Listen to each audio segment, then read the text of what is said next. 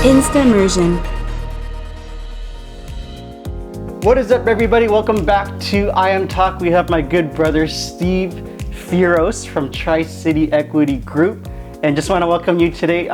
Thanks for coming down all the way from Pearl City. From Pearl City. Actually, wasn't all the way. all the way. I don't know if there's any traffic today, but no, it's just good to reconnect and just having just a recent God moment with bumping into your wife at a Costco, and it's just so good to see her, and it just reminded me of like, man, I gotta have you on the show to catch up to Costco, right? Just to catch up, and then also have a conversation about what God is doing in your life, and just so much change, right? We haven't seen each other since COVID, or maybe like even before COVID, right? Yeah, probably.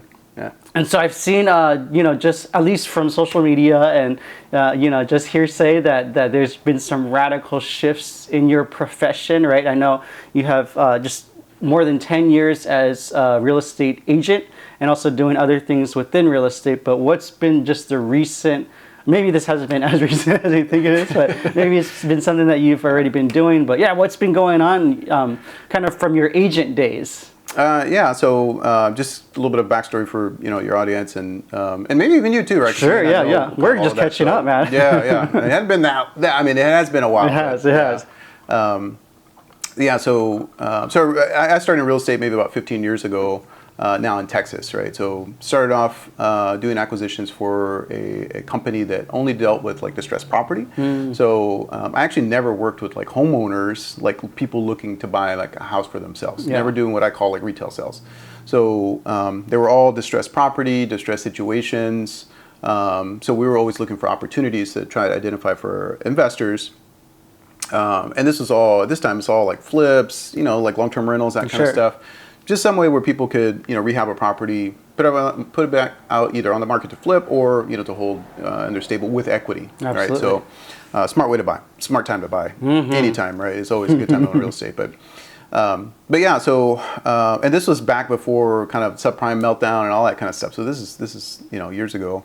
So during that time, so at that time, that was kind of how I cut my teeth in real estate and, learn how to look at property, learn like, different components, different systems of property. But of course, when the market fell out, that was actually a really tough time. Yeah. I remember like you first getting back into the game, having done real estate for so many years in Texas, and then now transitioning to Hawaii and understanding the market over here. And what was that shift like for you? Well, I mean, just like I always like to preface even like our journey here, like it was a total God thing. Like now I've kind of learned a lot of lessons in terms of that financial change that shifted in the market. It was a cycle, right? And I've learned to not be like a one-trick pony, like in terms. And I get like people that specialize, and that's great.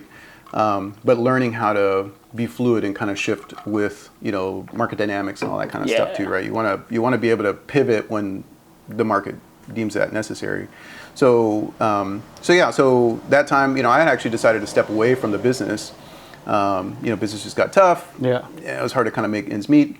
So my wife and I both decided to go back to school, and she was wanting to go to med school. So that's actually what brought us out here was, University of Hawaii, right? Had a program that she was interested in to be able to kind of explore her career further, right? So we took it to prayer, and even though people were discouraging us, from coming out to Hawaii because it's super expensive, especially coming from Texas, right? Like Texas, and Texas 15 years ago at that too, which is way less expensive. Different standards of living, right? Oh, totally. Yeah, totally. So that was actually a big mental shift for me, especially because we never owned any property, right? Like I'd always been a renter, right? So that was, and we'll kind of touch on some more of that later, right? But just kind of talking about my experience as I guess in just my career. So I stepped away from real estate for a couple of years. We came on an island, actually got rooted. That's when we met you, of course, right? Pretty shortly after coming on an island too. So that's pretty awesome because it's this coming New Year's Day will be 12 years for us on island. So I've known you almost 12 years, which is pretty awesome. And it's like that, right? Yes. But yeah, so coming out here, I was like, okay, well, I still had this kind of itch. I had Rich Dad Poor Dad when I was, that's the book, right? Yeah, when I was in Texas. And so like I had already understood, right? I had been helping people to build their real estate portfolios. But in my mind, because I was a renter, and I just saw my family always rent. Like we were never able to buy a property. So in my mind, it's like, well, I can help you, kind of build and establish what you want to do with your real estate goals and that kind of stuff. It's like, okay, well, but I never saw that from me. So when we came out here, I was like, well, hey, nice price points. I'm just thinking from a standpoint of like income and that kind of stuff. Like, all right, like, hey, look, you know what? Let me try my hand again at real estate. But this time, let me go into the retail sales side of it. Since I didn't have any experience doing that, I had experience in real estate as a loan officer, as an agent. So I went ahead and got my license out here, started again. And I'd say it took me a couple of years to really kind of flesh that out, where it's like, all right, like this end of the business is not my cup of tea per se, right? So like, I mean, I could do it, but had kind of limited success with that. It was more frustrating to me. It wasn't as enjoyable. And I also came to understand, like, gosh, there's a huge need still. I still have this investor bent because that was my background in real estate. And I had come to understand, like, gosh, there's not a lot of agents like working the retail side that actually even have an understanding of things on the investment side. That's it's literally so true.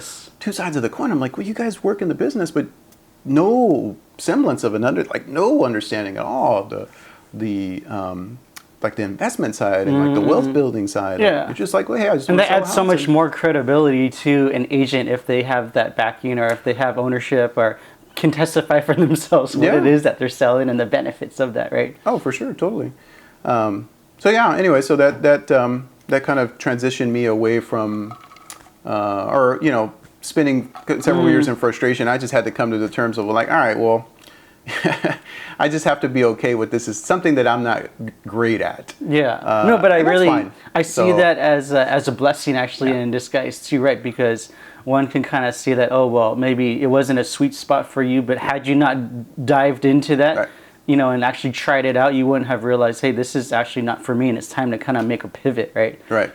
Yeah, so that kind of, just to that point again, like this is what I kind of made mention of earlier, right? So it's like, okay, well, talking about that pivot, I was like, all right, well, kind of towards the tail end of my retail sales experience again out here, at one of the companies that I used for property inspections, he just randomly reached out to me. He's like, hey, you know what? I don't know. I was thinking about you. It's a company that I had used for transactions. Well, okay, anytime, like if your audience is not familiar, of course you buy a house, you want to have an inspection done on that property inspection, and then they come out and just evaluate the property as a whole, looking at all the major systems, components, that kind of good stuff. So I had this company owner who I had done business with, and he's just like, hey, I don't know if you know anybody that's interested in doing, property inspections. I'm looking to bring on another inspector. I actually thought about you, but if you know anybody else, whatever. So I was like, okay, well, I've seen thousands and thousands of houses, thousands of properties over my career, both doing the retail sales here in Texas. Like we would look at so much. So I was like, okay, well, you know what? I might be interested in that. And so I actually started making that transition, looking into what it would take to become an actual, like a home inspector. Yes. And I'm sure there's a whole different kind of, I don't know if it's through licensing or through education and just getting certified in that respect. Yeah. So just, looked into it and I was like, okay, well, this is actually pretty interesting to me. So like for your audience, right? Like I'm Spanish background, right? So like Fierros is the name. So if you're like, if this was Spanish culture, like I don't remember how many times in Texas with my last name, it's like, oh, like steel, like tool, and I'm like, yeah, like tools, yeah. My dad was actually a mechanic, so I had always been really good with my hands. It's in the name. So it's in the name. Steve the Tool Man. No. I used to always joke. It's like, oh, it's like Ferris, like iron, and like Steven Steel. It's just kind of joking about that. But anyways, so I made that transition into getting certified to become an inspector, and oh man, within a few months, I'm like, this is great. Wow. I'm like, I get the face-to-face interaction with, the clients, which I enjoy that. I got, I consider myself an introvert, but I love like the one-on-one connection. I love the one-on-one contact. I feel like that's. And then when the inspection comes, you're already at a certain point in the sale, right, where you're not having to do like a lot of the front end side, trying to get people into the door, right. Sell the property, but then they've already come to a certain place in the transaction, right, where you can have these inspections? Yeah. So it's still pretty early on, but again, Yeah. I'm not selling them on anything. Sure. An agent, has taken care of that. Yeah. And I'm, helping to facilitate this part of the transaction, and then helping to talk with, first-time home buyers, with investors. I mean, you name it. Yep. And that's the part that I really enjoy. So I've been doing that the last several years now as a, certified home inspector, and even just having that stability in the income, that started to open up additional doors, because it's like, well, hey, when you've got a solid financial base underneath you, you can start exploring Opportunities become a lot more open, right? Exactly. So so that helped to open up some additional doors. We had sold a property that we had bought here in town, and that gave us capital to be able to work with. And so I met my partners at that time doing networking events, Awesome. right? Like, Bigger Pockets, right? Like, if people are familiar with Bigger Pockets. I love those guys. But yeah, I met my partners through meetups, and then we had already started buying property at that point. We were doing short-term rental, we were doing long-term investing on the mainland, just small scale though, but looking to scale up. Sure, of course. And then my partners were kind of along the same vein, and so everybody kind of wanted to make the shift into commercial, but commercial is a big step up compared to residential investing, especially from a resource standpoint. So we, hui together, partnered together, and then bought commercial property, and that's been a whole nother tale. Awesome. But, yeah. So is that the current setup that you kind of have right now, as being an inspector, as kind of being your bread and butter, but now having investments, and as an investor, real estate investor, you being able to kind of bring in additional passive income, right, through a different types of investments, and so how has this, being able to get your first property, given you, of course, appreciation in Hawaii is awesome, and then having equity, right, to be able to pour into other things. How did you know what to get into, given, you've probably had a good appreciation with your first property, and then you probably also wanting to get your own home for you and your family, but then usually, like, what's the route that somebody would go from there? And what's the easiest way to kind of get in? And because Hawaii is a very tough market in itself, right? So even to do investments, cash flowing investments at that in Hawaii, it's almost nearly, it's possible, but it's difficult, Very right? difficult. Yeah. So one of the, and then, again, shout out to Bigger Pockets. Some of you, I'm sure you're familiar with some of our other, some of our other listeners, your viewers may not be familiar. So they introduced a strategy to me called a house hack, right? Where you can, hey, you know what? I live in the primary portion of the house, but maybe I rent out a bedroom, right? Or we do a garage conversion or something along those lines. Such a smart move, right? Yeah, some way to kind of share your existing home and be able to generate income. Yes. Because again, like we're drinking coffee, or I'm drinking coffee this morning. I already had mine. This is my turtle over there. But I think when you hear kind of most like financial advice, all right, well, skip the Starbucks, and it's like, okay, well, but how many coffees that really in a month are you drinking? I mean, maybe some people, like that's maybe a couple $100. Yeah, if they're the coffee fanatic, there, like, every day. Right. Drinking specialty coffees and whatever. But to me, that's not, that doesn't really move the needle for most people. I mean, it can. You might save a couple $100 here and there, but it's not going to be substantial enough to say, hey, I can start investing, right? Yeah, exactly. So, but if you kind of flip that, and you're like, all right, well, what's the biggest expense that I have, like in my budget? If you're just sitting down and you're looking at all your expenses, what's the biggest expense? And it's like, well, for the vast majority of people, it's their housing expense. Yes, mortgage. Yeah, mortgage, rent, whatever.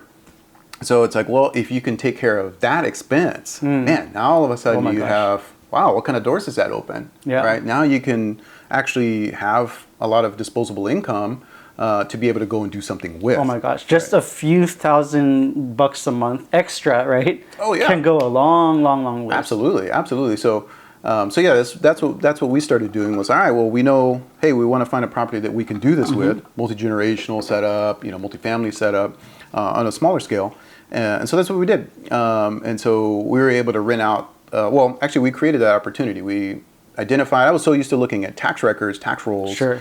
From my previous experience as looking at distressed property, I was like, all right, well, I identified a property that was it was a single family house being marketed as such, but on the tax record, it was a duplex. And so I'm like, but they were marketing it as a single family. And I was like, I'm like, okay, well, there's opportunity here. We can put a sink here. Tax We can put a, benefits, and so that's what we ended up doing. We bought the house. We split the house in half. So smart. Organized it as a duplex that it was, and started renting out the back portion of the property. And so that freed up all of our monthly housing expense and then some.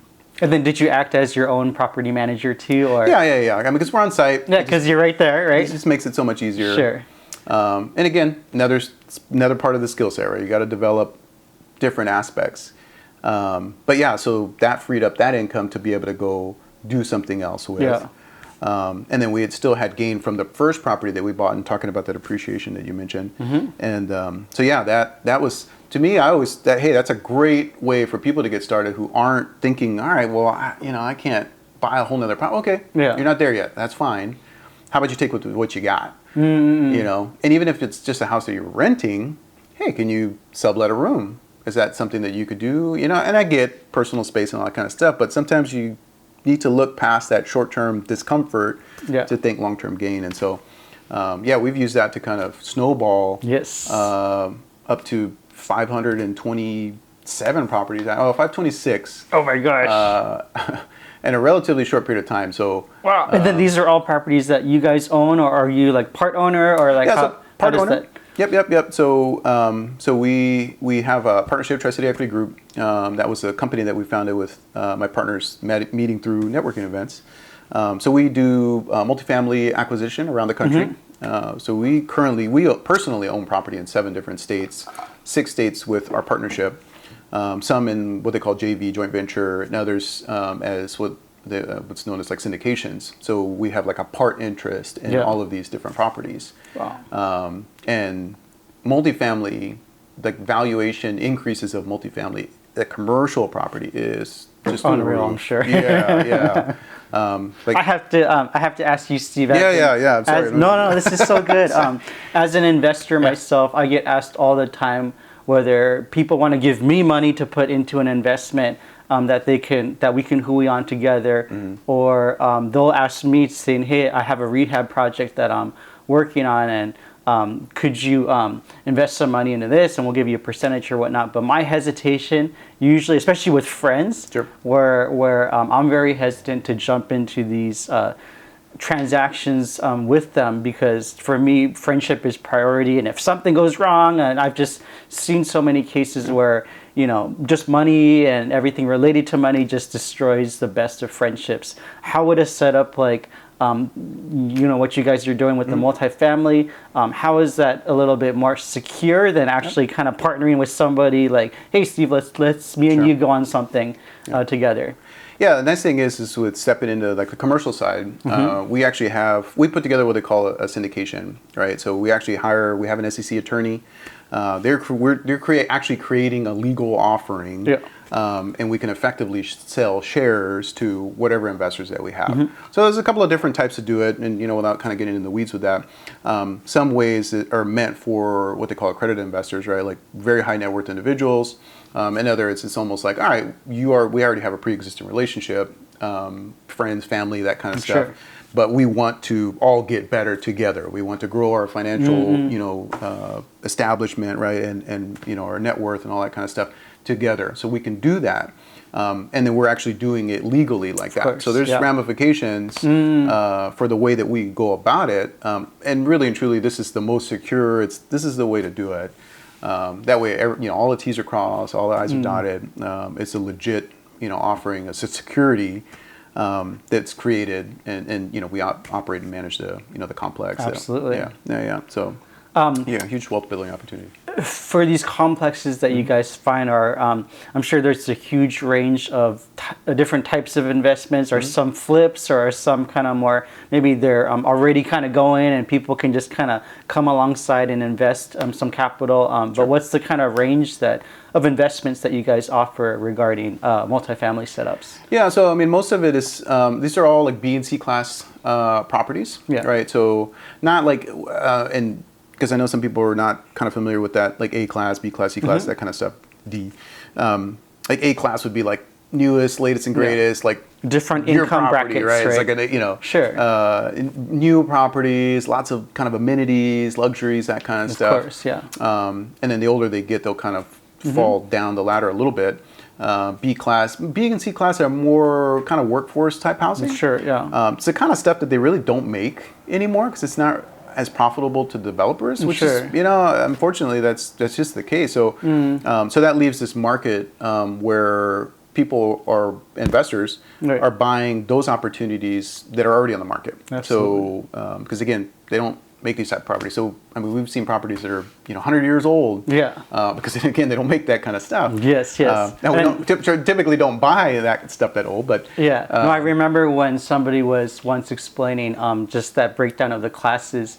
My initial reaction was like, oh, these, some of the properties that I'm looking at, they seem a little bit more distressed, or maybe they're not the ideal places where I would want to live. Yeah. But then I was just reminded where it's like, well, even though it's not your home, it's somebody else's home that they consider their humble abode, and that they're working, their hardest to be able to put a roof over their heads. And so for us being able to actually contribute this is actually helping them able to, be able to find housing and, have that place of security for themselves.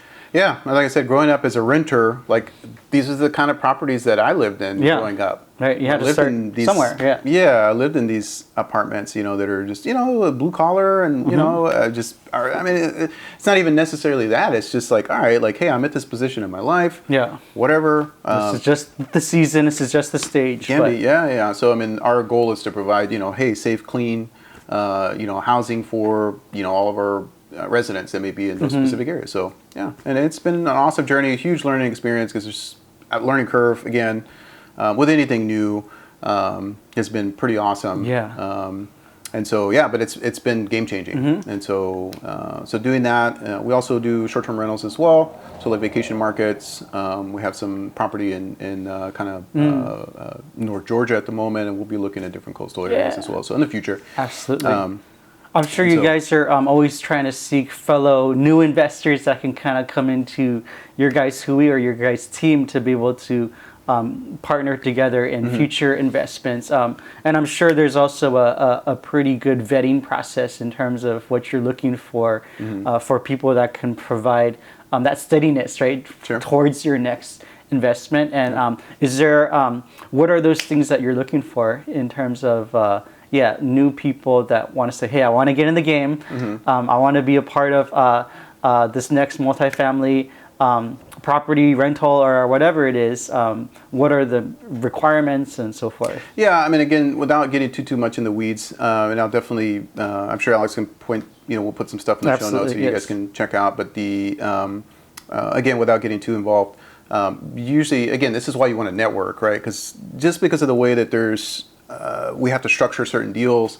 Like you kind of have to, if you're not what they call an accredited investor, so already high net worth individual, high income, high amount of assets. Probably not the best place to.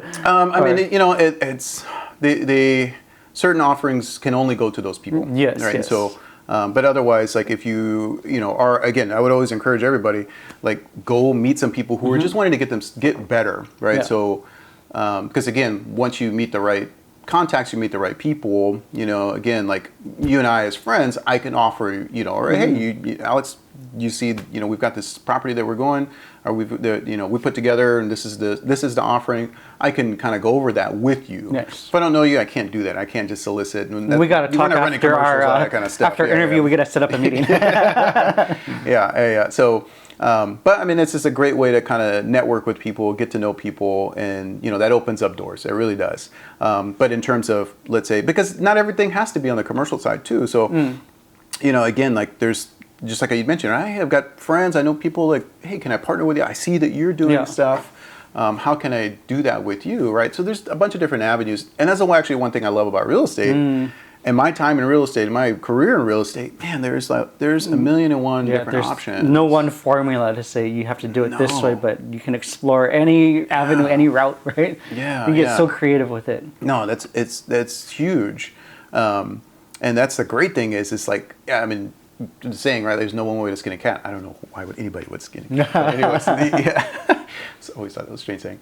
But yeah, I mean, you can, again, my whole deal is like we had kids, and I start thinking like generationally, you know, you just kind of get to this different stage in your life. Yes. And also too, like we share the faith background.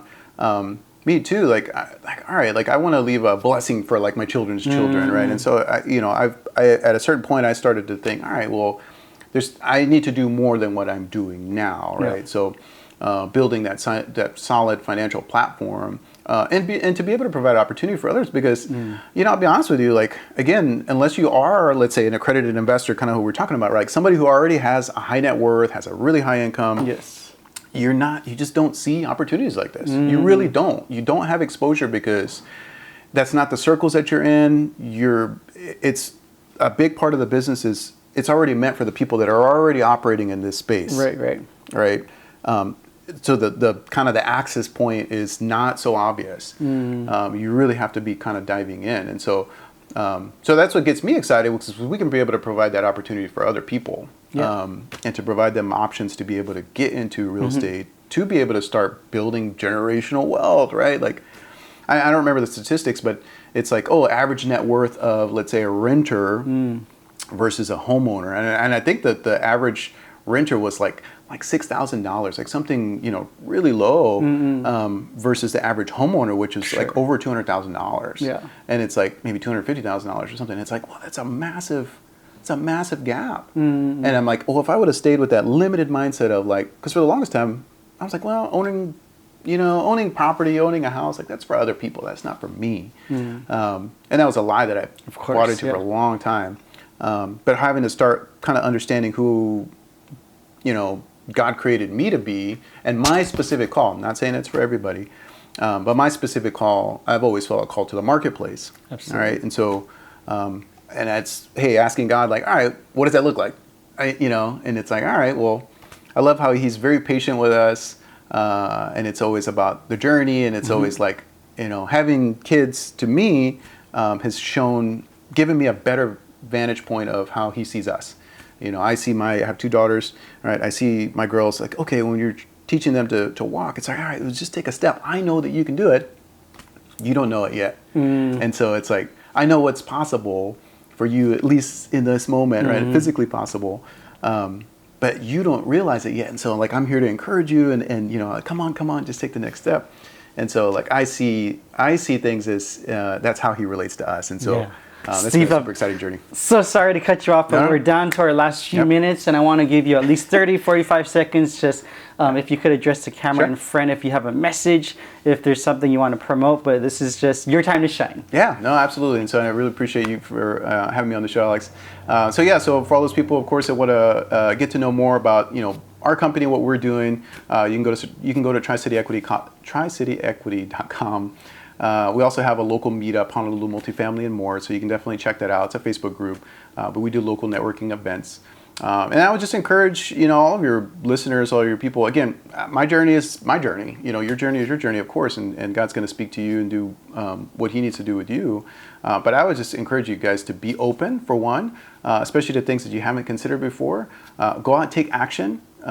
Because there's always a call in our lives to do for other people and for ourselves. So that's a nice side benefit of it. But that's my biggest encouragement is go out, take action, get out of your comfort zone, and go out and, you know, do something, because you have a specific call in your life. So let's make sure, and I'm praying that so awesome. that God makes that happen and helps you, you know, guides you down that journey. Awesome, Steve. Just want to thank you so much just for taking the time to come on the show, and just I feel like this is just the start of just many conversations that will happen with you guys. So be sure to contact Steve Fierros from Tri-City Equity, and we'll be sure to leave his information in the description box below. But I'm excited to set my one-on-one appointment with you so I could diversify my own portfolio. But that's all the time that we have for today on I Am Talk, and just want to thank you guys for listening, and we'll see you next time. instaMERSION. I would love to thank you for hanging out with us here on I Am Talk. Hit the subscribe button to stay in tune with our channel. Oh, and don't forget to tap that bell icon to get notifications on the latest episodes coming your way. We're always looking for the next guests to talk story with here on I Am Talk.